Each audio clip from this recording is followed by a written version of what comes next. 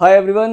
सो पहाड़ों का बुलावा तो देखो सबको आता है, लेकिन जिस जगह मैं जा रहा हूँ इस बार वो थोड़ी सी ऑफबीट है और जहाँ पर गूगल भी कंफ्यूज हो जाता है।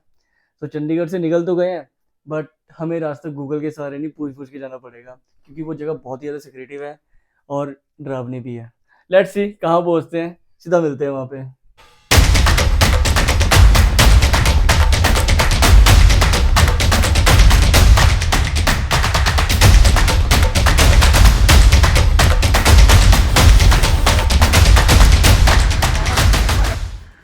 All set bro. चलो भाई। अच्छा, एक्टिंग एक्टिंग। चलो भाई। चल।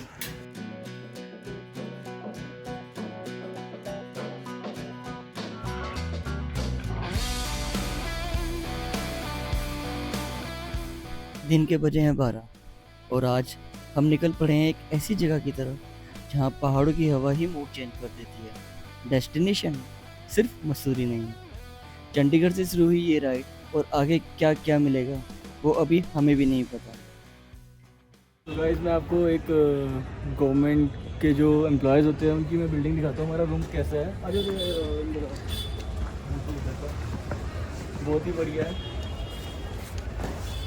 ये देखिए गाइस, लेकिन मैं इसका एक इशू बताता हूँ आपको। ये है क्या, ये इसलिए ऐसे क्योंकि ये 1917 में बन चुका था, सरकारी प्रॉपर्टी, इसलिए कभी उसके बाद सिर्फ रेनोवेट हुई है, चेंज नहीं हुई है।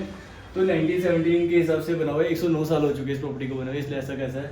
एंड एक लौता इलाहाबाद बैंक और इंडियन बैंक कैसा है जिसकी अपनी प्रॉपर्टीज है, बाकी सब यहाँ पर रेंटिव थे। तो ये है मसूरी का पूरा एरिया। लोकेशन अच्छी है ना? जगह भी अच्छी है, शिमला से फार बेटर है। सो फाइनली ये है माल रोड, जिसे हम मसूरी का दिल भी कह सकते हैं। एंड ट्रस्ट मी गाइस, यहाँ जितना मज़ा रात को है उतनी वाइब यहाँ पर दिन में बिल्कुल भी नहीं होती।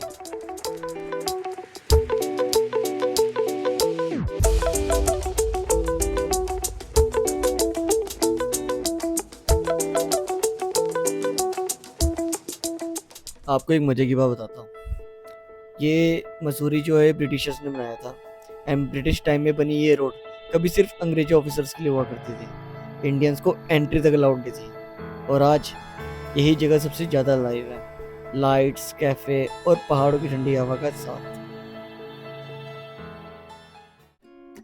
और आज हम सिर्फ माल रोड एक्सप्लोर नहीं करेंगे, बल्कि हम करेंगे यहाँ का स्ट्रीट फूड और वो फील जो सिर्फ मसूरी देता है।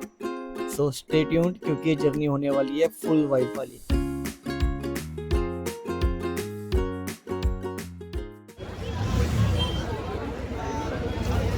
क्या टेस्ट है?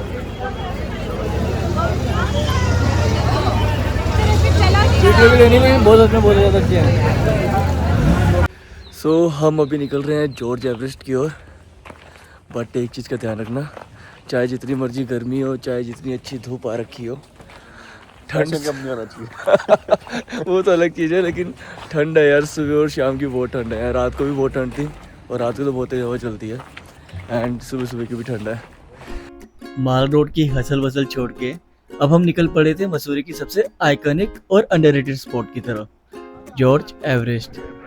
जैसे जैसे हम ऊपर बढ़ रहे थे, रोड और भी ज़्यादा सीनिक होती जा रही थी। एक साइड घने जंगल तो दूसरी तरफ डीप वैली और हवा बिल्कुल फ्रेश। ये राइड ही अपने आप में एक एक्सपीरियंस थी। यहाँ पर बाइक सब ऊपर तक आ जाती है गाड़ियाँ, बट प्रॉब्लम इज़ यहाँ पे अब 200 रुपये कर दी है यहाँ की एंट्री टिकट, और ये लीज़ में ले लिया गया है। इतना बनता नहीं था इस जगह का कि तुम 200 रुपये हो। हमने पूछा भी कि क्या एक्स्ट्रा दे रहे हो तुम 200 में जब लीज़ में ले लिया है, कहते कुछ भी नहीं, सेम है। बस आप बाइक ऊपर से लेके जा सकते हो।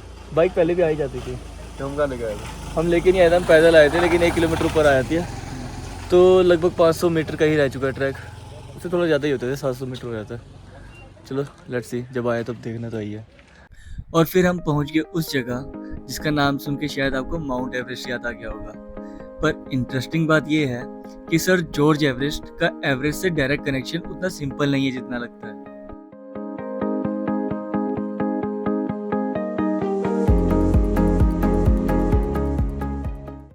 Sir George Everest actually British India के जनरल थे और उन्होंने इंडिया के सबसे बड़ा मैपिंग प्रोजेक्ट ग्रेट ट्रिग्नोमेट्रिकल सर्वे लीड किया था। ये वही सर्वे था जिसने दुनिया के सबसे ऊंचे पहाड़ों की हाइट मेजर करने में हेल्प की थी।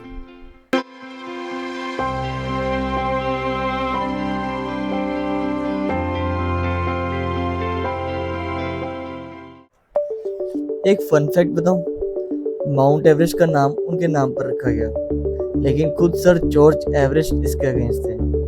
उन्हें लगता था कोई लोकल नाम को इम्पोर्टेंस मिलनी चाहिए। ये जो जगह है जॉर्ज एवरेस्ट, यहीं उनका रेजिडेंस और ऑब्जर्वेटरी हुआ करता था। यहाँ से वो स्टार्स, माउंटेन्स और लैंड को स्टडी करते थे। आज भी यहाँ खड़े होकर आपको एक अलग सी वाइब फील होती है, जैसे टाइम थोड़ा स्लो हो गया हो।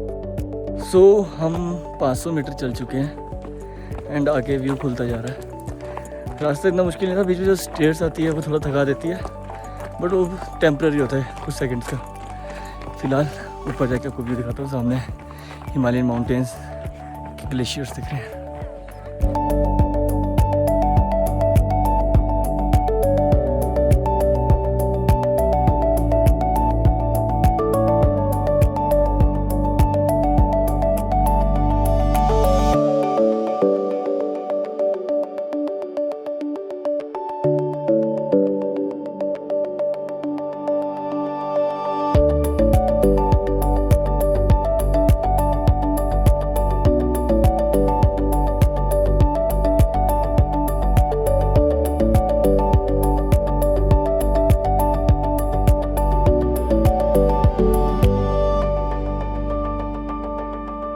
So this is George Everest, इस पर्टिकुलर एरिया का सबसे highest point. Perfect. George Everest की बातियों के बाद अब हम बढ़ रहे हैं एक ऐसी जगह की तरफ जिसके बारे में लोग सिर्फ धीरे आवाज में बात करते हैं। लंबी धार माइंस। चले। चलो भाई ये जिस जगह हम जा रहे हैं ये उत्तराखंड में नहीं पूरे इंडिया में काफ़ी ज़्यादा फेमस है अपनी हॉरर स्टोरीज के वजह से। एंड इस रूट से मैं काफ़ी बार अपने दोस्तों के साथ गया हूँ। कभी नहीं गए हम यहाँ पे, किसी भी दोस्त ने अलाउ नहीं किया, बट आज कज़न है, अंकित है, भाई है भाई, ये तो हाँ तो सीधा चलो, पूछना नहीं है कि जाना है नहीं। आवाज़ भी क्या डरावनी आ रही है यहाँ पे ना।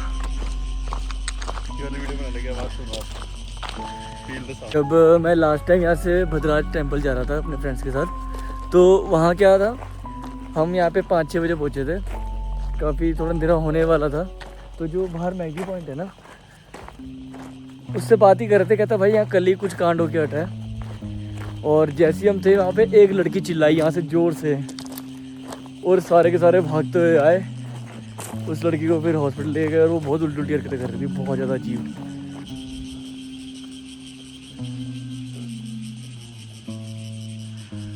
एक वक्त था जब ये जगह पत्थर और लाइमस्टोन्स के लिए मशहूर थी, लेकिन आज ये जगह अपनी खामोशी के लिए जानी जाती है।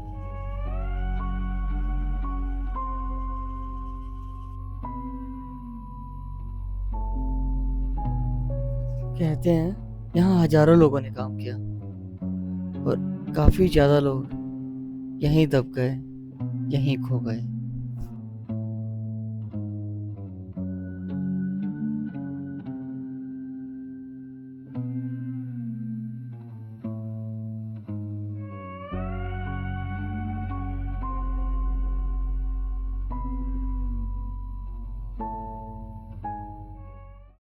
तो इस जगह का नाम है लंबीधार माइंस। इसमें बेसिकली हुआ क्या था, माइनिंग के कुछ फॉल्ट की वजह से 50,000 से ज़्यादा लोगों को लंग डिसीज होगी। अगर आप गूगल में लिखोगे ना लंबीधार माइंस हॉन्टेड प्लेस, तो उस पर लिखा हुआ आ जाएगा मोस्ट इनफेमस हॉन्टेड प्लेस। तो बेशक हम दिन के उजाले में, लेकिन स्टिल यहाँ पर थोड़ा थोड़ा डर लग रहा है। एंड चलते जल्दी यहाँ से, ज़्यादा लोग ठीक लग रहा है। लोग कहते हैं रात होते ही यहाँ अजीब अजीब सी आवाज़ें सुनाई देती है, किसी के चिल्लाने की, किसी के चलने की, या किसी की सिसके भरने की।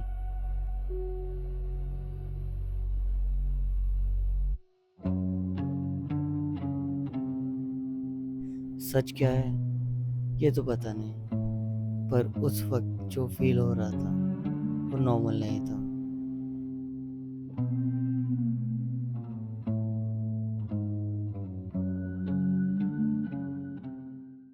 सो ये था लंबी धार माइंस एंड अभी तो फ़िलहाल हम दिन में आए हैं तो ज़्यादा डर सा लग नहीं रहा है, बट ट्रस्ट मी की जो एनर्जी है बहुत नेगेटिव है। मैं बहुत बिलीव करता हूँ एनर्जी में। Lambi Dhar mines most haunted place in Uttarakhand. Lambi Dhar की शांत पहाड़ियों से निकलकर अब हम बढ़ रहे थे किमाड़ी वाटरफॉल की तरफ, पर यह सफर उतना आसान नहीं था। यहाँ से शुरू होता है असली एडवेंचर। ये यहाँ पे इसलिए लगा रखा है क्योंकि कुछ दिन पहले यहाँ पर एक लड़का मरा है डूबने से, क्योंकि नीचे जो गहरा है वो ऑलमोस्ट 25 फीट तक गहरा है। सबसे पहली चीज़, अगर आपको स्विमिंग नहीं आती तो मैं ये ट्रैक आपको कभी भी रिकमेंड नहीं करूँगा। यहाँ पर रास्ता काफ़ी ज़्यादा रफ हो जाता है, कभी कच्चे रास्ते, कभी फिसलते पत्थर, और हर कदम संभाल कर रखना पड़ रहा था। कभी स्टीप चढ़ाई हो जाती है तो कभी अचानक से उतराई, और बीच बीच में छोटे छोटे वाटर स्ट्रीम। यार अगर आप ट्रैक करना नहीं जानते हो, चलना नहीं जानते हो, या फिर बिगिनर हो तो यहाँ मत आना। बहुत ही मुश्किल रास्ता है। अभी एक लड़का आ रहा था, नीचे गिरा, उसके हाथ पे कट लग गया एंड वो वहीं बैठ गए फाइनली।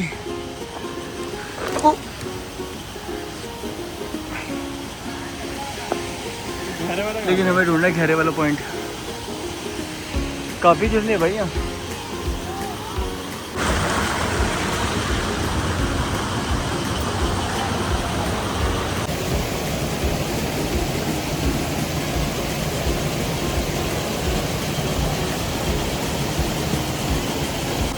फिर रास्ता बंद हो गया और यहाँ से जाना पड़ेगा रेंग रेंग के।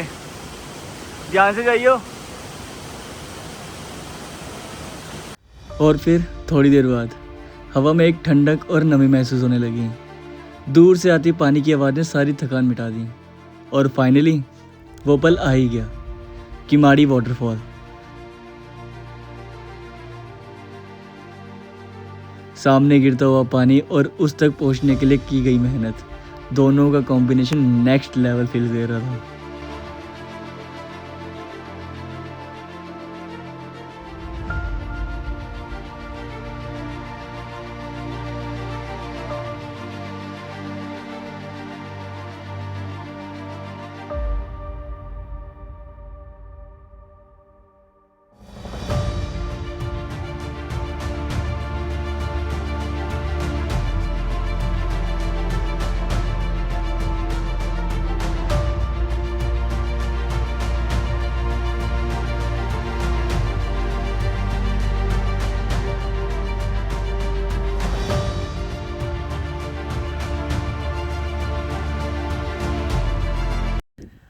मैं आज तक 10 से 12 वाटरफॉल कर चुका हूँ, लेकिन इससे ज़्यादा गहरा, इससे ज़्यादा डेंजरस, इवन किसी भी ट्रैक के अकॉर्डिंग इससे ज़्यादा डिफ़िकल्ट ट्रैक कभी नहीं किया। बहुत ही गंदा रास्ता था। सो बिगनर्स मत आना। जिनको थोड़ा बहुत तैरना आता है वो भी मत आना, क्योंकि पानी 20 से 25 फीट गहरा है और बहुत ही गहरा है। इतना गहरा है कि तुम चाह के भी नीचे ज़मीन टच नहीं कर सकते। So thank you so much. Be careful, ध्यान से आना।